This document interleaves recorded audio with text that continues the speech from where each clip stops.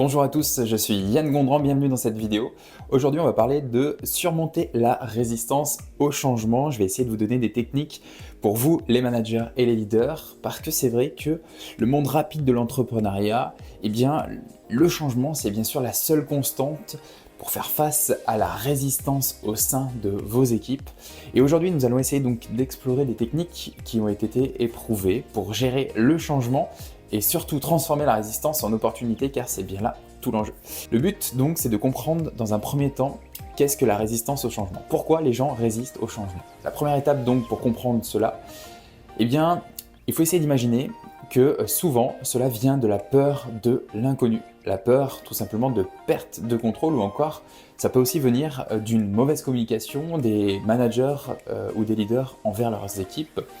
Et donc pour communiquer efficacement, un changement car selon moi c'est l'une des clés primordiales de la communication, une communication claire et transparente.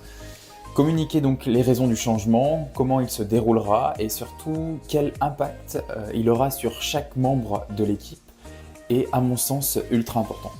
Aussi, vous pouvez essayer d'impliquer l'équipe dans le processus de changement.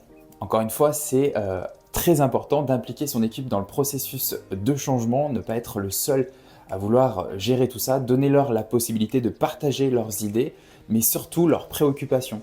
Cela va permettre de transformer la résistance en un engagement plutôt sur le changement.